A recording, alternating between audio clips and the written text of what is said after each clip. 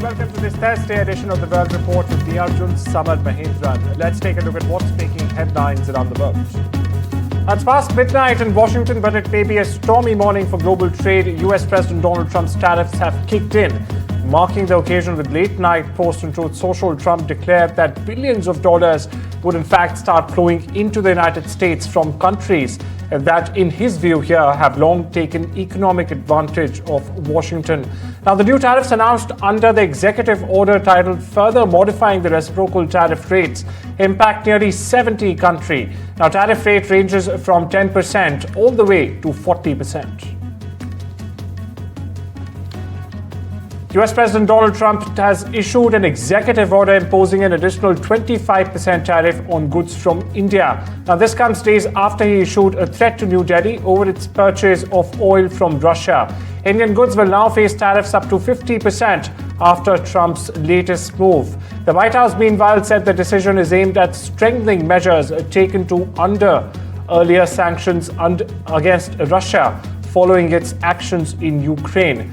The US president had announced a 25% tariff on India last week. Now, in a sharp rebuke to Trump, PM Modi stressed that India will never compromise with the interests of its farmers as well as its fishermen.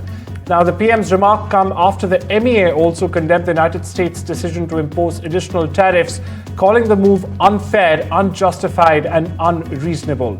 Listen into what PM Modi and Trump had to say. साथियों, हमारे लिए अपने किसानों का हित सर्वोच्च प्राथमिकता है।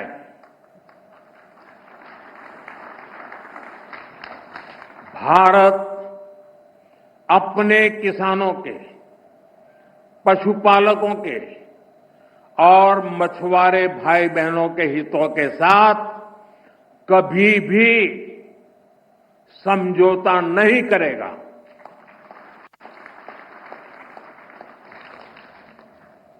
और मैं जानता हूं व्यक्तिगत रूप से मुझे बहुत बड़ी कीमत चुकानी पड़ेगी, लेकिन मैं इसके लिए तैयार हूं। मेरे देश के किसानों के लिए, मेरे देश के मछुआरों के लिए, मेरे देश के पशुपालकों के लिए आज भारत तैयार है।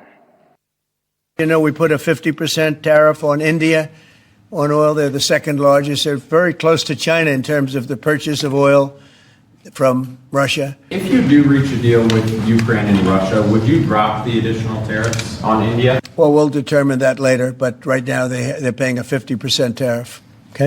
Indian officials have said that there are other countries that are buying Russian oil. It's okay. Like China, for instance, It's buys okay. more. Yeah. Why are you singling India out for these additional sanctions? It's only been 8 hours. So let's see what happens over the next. Sanctions. You're going to see a lot more. So this is a taste of You're going to see a lot more. You're going to see so much secondary sanctions. Trump has also suggested that China could be the next target of steep new tariffs similar to those just imposed on India. Now, while China has been given the 90-day window when asked whether Beijing could face penalties for importing Russian oil, Trump said, and I quote here, "Could happen, depends on how we do it." Now, he warned reporters to expect a lot more secondary sanctions aimed at pressuring countries that continue energy trade with Russia. Meanwhile, China was not named in the executive order that doubled tariffs on Indian goods. The Treasury has already cautioned Beijing about possible economic consequences. Trump's comments further raise the stakes for the US-China trade ties, with fresh tariffs and sanctions once again looming large. Here's more. China is facing potential secondary sanctions for Russian oil. Them having that tariff or sanction rather or not hinges on what going forward? It may happen. I mean, I don't know. I can't tell you yet, but we did it with India. We're doing it probably with a couple of others. One of them could be China. Shifting our focus to the Far East, where National Security Advisor Ajit Doval is in fact in Moscow to discuss India-Russia defense and security cooperation, as well as India's purchases of Russian oil. Reports suggest Doval is also likely to meet Russian President Vladimir Putin. Staying with Russia, Trump also plans to meet Russian President Putin as early as next week and follow it up with a three-way meeting that in fact includes Ukrainian President Volodymyr Zelensky as well. Now, without any European leaders present, mind you. Now, the planned meetings came to light during a phone call Trump held on Wednesday with several European leaders. He reportedly told leaders that he plans to meet Putin soon and hopes to bring Zelensky into a follow-up meeting shortly after. Meanwhile, listen into what the US president had to say. Well, there's a very good prospect that they will. And we haven't determined where, but we had some very good talks with President Putin today. And there's a very good chance that we could be ending the end of that road. That road was long and continues to be long, but there's a good chance that there will be a meeting very soon. Against the backdrop of growing uncertainty in India-US ties, PM Modi is expected to reach out to East Asia in the coming weeks. The Prime Minister will visit China for the first time in over 6 years, in a further sign of a diplomatic thaw with Beijing as tensions with the United States are on the rise. Modi will go to China for a summit of the multilateral Shanghai Cooperation Organization, or the SCO, that begins on the 31st of August. In the neighborhood, South Korea and the United States will launch their annual large-scale military exercise this month to bolster readiness against North Korean threats, the allies have said Thursday, in a move likely to anger Pyongyang amid a prolonged stalemate in diplomacy. For perspective, around 18,000 South Korean troops will take part in this year's Ulchi Freedom Strike exercises. The American forces in Korea did not disclose the number of participating US troops. Now, this August exercise may trigger an angry reaction from North Korea, which calls the joint drills invasion rehearsals and often uses them as a pretext to dial up military demonstrations and also weapons testings aimed at advancing its nuclear program. Now, doubling down on its nuclear ambitions, North Korea has clearly repeatedly rejected Washington and Seoul's calls to resume diplomacy aimed at widening down its weapons program, which, by the way, for perspective, derailed all the way back in 2019. The North has now made Russia the priority of its foreign policy, sending thousands of troops and large amounts of military equipment to support Moscow's war in Ukraine. Shift our focus back to the United States, where a sergeant shot 5 soldiers Wednesday at one of the country's largest army bases before he was quickly tackled by other Fort Stewart troops, forcing a brief lockdown. Few details were immediately available about what led to this gunfire to begin with. However, officials said the shooter was Sergeant Cornelius Radford. Now, the 28-year-old sergeant who used a personal handgun and not a military firearm. Radford opened fire where he worked, but officials wouldn't speculate about a motive. The injured soldiers, meanwhile, are stable and expected to make a full recovery. Over in Washington, Trump says he's considering ways for the federal government to seize control of Washington. Now, he says crime is ridiculous and the city is quote-unquote unsafe. Trump renewed that idea after an attempted carjacking, in fact, and beating of one of the most prominent members of the Department of Government Efficiency, or DOGE, which was formerly, in fact, headed by Elon Musk. Meanwhile, listen into what Trump had to say on this matter. We're considering it, yeah, because the crime is ridiculous. I could show you a chart comparing D.C. to other locations, and you're not going to want to see what it looks like. It was just up on television, actually, they were showing it. Now, we want to have a great, safe capital, and we're going to have it. And that includes cleanliness, and it includes other things. We have a capital that's very unsafe. We're going to beautify the city. We're going to make it beautiful. And what a shame. The rate of crime, the rate of muggings, killings, and everything else, we're not going to let it. And that includes bringing in the National Guard, maybe very quickly, too. The crash of a military helicopter in Ghana on Wednesday killed all 8 people aboard, including the West African country's defense and environment ministers and other top officials as well. The Ghanaian military has in fact said that the helicopter took off in the morning from capital Accra and was heading northwest towards the gold mining area of Obuasi when it went off the radar. Over in Europe, a wildfire larger than the size of Paris has engulfed southern France's Aude region, killing 1 and injuring at least 13 others. Now, the fire broke out Tuesday in the village of Ribote and has since consumed over 16,000 hectares. Authorities, meanwhile, say the fire remains quote-unquote very active and in fact continues to spread as night falls. Over 2,100 firefighters and aerial support teams are battling the inferno under severe weather conditions as we get you this update. Now, the affected region, known for its wineries and rural landscape, is grappling with a disaster described by French Prime Minister François Bayrou as unprecedented. Parts of the Great Barrier Reef have suffered the largest annual decline in coral cover since records began nearly 40 years ago. Northern and southern branches of the sprawling Australian reef both suffered their most widespread coral bleaching, the Australian Institute of Marine Science has found. Reefs have been battered in recent months by tropical cyclones and also outbreaks of a crown of thorns starfish that feast on corals. But heat stress driven by climate change is the predominant reason, the university has said. Meanwhile, the study has also warned that habitats may reach a tipping point where the coral cannot recover fast enough between catastrophic events and faces a volatile future.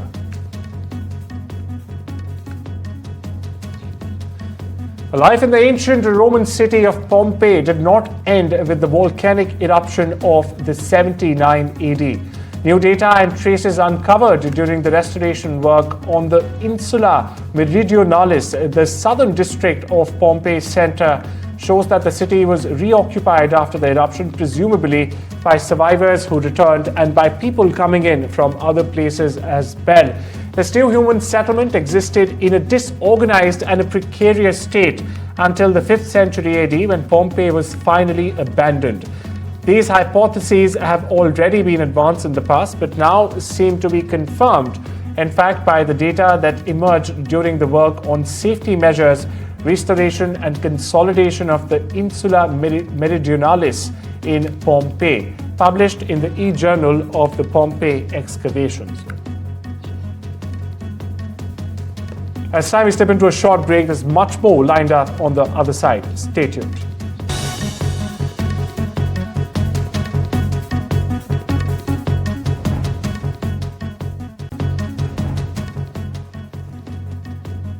Welcome back. You're watching The World Report. And now we shift our focus to the world of business, where Apple will invest an additional $100 billion in US manufacturing, Donald Trump has announced alongside the tech giant's CEO Tim Cook. Now, the latest corporate move, to placate Washington in the face of tariff threats, follows Apple's $500 billion pledge just earlier this year when Trump came into power. Meanwhile, listen into Trump and Tim Cook, followed by a report. Today, Apple is announcing that it will invest $600 billion, that's with a B, in the United States over the next 4 years. That's $100 billion more than they were originally going to invest. And this is the largest investment Apple has ever made in America and anywhere else. And it's just an honor to have you. As you know, Apple's been an investor in other countries a little bit. I won't say which ones, but a couple. And they're coming home. $600 billion. It's the biggest there is. The company is also unveiling its ambitious new American manufacturing program, which will bring factories and assembly lines across our country all roaring to life. Earlier this year, we made our largest ever spending commitment, $500 billion to the U.S. over the next 4 years. That's already yielding results.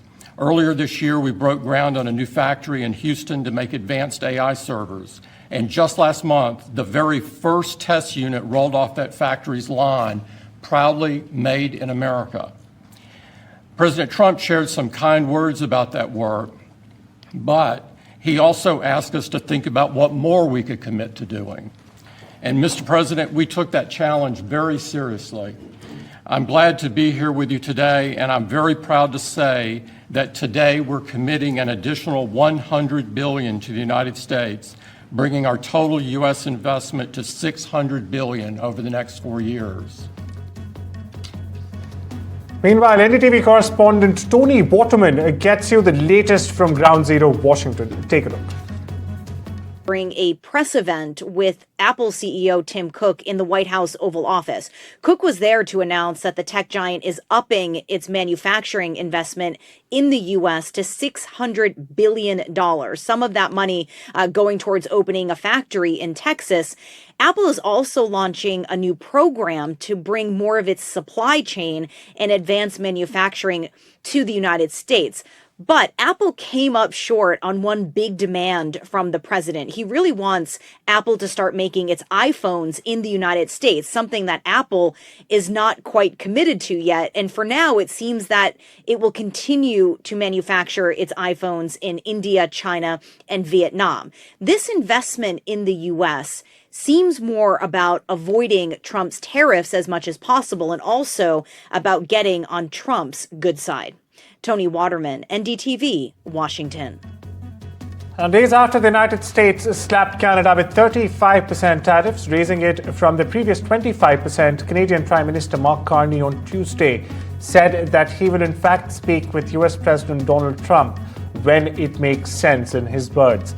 Now, the increased tariff, which the White House said was the result of Canada's continued inaction and retaliation, comes after Trump told reporters that Mark Carney, in fact, reached out ahead of an August 1st tariff deadline. However, no conversation between the two took place. Meanwhile, my colleague Maha Siddiqui gets you the latest from Vancouver in Canada. A 35% tariff is in effect for the Canadian market as well from the Trump administration side. However, the Canadian Prime Minister Mark Carney is in no rush to seal a trade deal with the United States. The belief is that a no deal is better than a bad deal for Canada. And here's why. The 35% tariff will apply only to non-CUSMA compliant goods. CUSMA is the trade agreement between US, Canada and Mexico. As per Canadian estimates, nearly 90% of their goods that are exported to the United States are compliant with CUSMA. That leaves around 10% goods, and experts believe that they can be made CUSMA compliant as well. There are three major sectors that have been hit by the Trump tariffs. Those are aluminum and steel, where there is a tariff of 50%, the automobile industry, a tariff of 25%, the energy sector with a tariff of 10%, and lumber as well, which impacts a province like British Columbia. Now, Prime Minister Mark Carney was in British Columbia recently, and he also went to Kelowna, which is the hub of the lumber industry, and has announced a support package for the lumber industry. So that really is the plan of the Canadian government, to provide support to these industries where there could be potential job losses because of the tariff and which could suffer because of the Trump administration's decision. They're also trying to bring down interprovincial barriers that will enhance the trade between east to west, that is within the provinces in Canada, and reduce its dependence on north-south trade between Canada and the United States. It's also looking at diversifying its export markets and in the meanwhile providing support to the industry that are impacted at the moment. In Vancouver, this is Maha Siddiqui for NDTV. Some technology news where Instagram has rolled out a wave of new features worldwide, and many of them, mind you, are drawing comparisons to rival apps like the TikToks and the Snapchats. Now, among these updates are the Instagram map, reposts, and a new Friends tab in the Reels section. But not everyone is impressed by this array of changes Instagram has just made. Critics on social media are accusing the platform of simply copying TikTok's playbook. One of the standout additions, mind you, the new Instagram map closely mirrors Snapchat's Snap Map. However, there are some notable differences in how it works by letting its users share their current location and also discover content based on where they are. In the world of sports, South Korean forward Song Heung-min said he is here to win after he joined the Los Angeles FC for a record Major League Soccer transfer fee, ending a decade-long stint at UK's Tottenham Hotspurs. Now, Son was introduced at LAFC's BMO Stadium on Wednesday, where he was greeted by Los Angeles Mayor Karen Bass and city officials amid chants and drumming from supporters group 3252. Meanwhile, financial details of the transfer have not been disclosed either by the club, but The Athletic reported that LAFC paid a whopping fee in the region of around $26.5 million for the 33-year-old. Son revealed LAFC was not his initial preference, but credited the club's co-president and general manager John Thorrington with persuading him to in fact make that multi-million-dollar switch. Now, Chengdu in southwest China's Sichuan province is set to host the 12th World Games due to kick off Thursday night. Now, the games, which will run till the 17th of August, mind you, will feature more than 250 events across 60 disciplines in 34 sports, with around 5,000 athletes from 110 countries and regions expected to participate. China is sending a record delegation of 330 athletes to the competition. A set of 10 stamps from the UK's Royal Mail will pay tribute to one of Britain's most influential and enduring comedy troupes, the Monty Python. The main collection of 6 stamps celebrates characters from the Monty Python's Flying Circus, the BBC TV series, the iconic BBC TV series, in fact, which ran all the way between 1969 and 74, with sketches so popular that generations of fans can still recite all their lines. The stamp showcase highlights including the Spanish Inquisition, the Ministry of City Walks, the Lumberjack Song, the Dead Parrot sketch, Nudge Nudge, and of course, Spam. What's so funny about this relationship and sort of ridiculous and it was funny going from Seth and I playing a married couple in Neighbours, which were very sweet and like happily married, and like when you're doing that, when you're performing that, you know, it's like naturally you just are sweeter to each other, and then from playing these friends who are like kind of mean, and I was like, well, Seth's a little bit mean to me, and I was like, I don't know if I like that. Well, it's a wrap on the World Report this Thursday. Take care and have a wonderful day.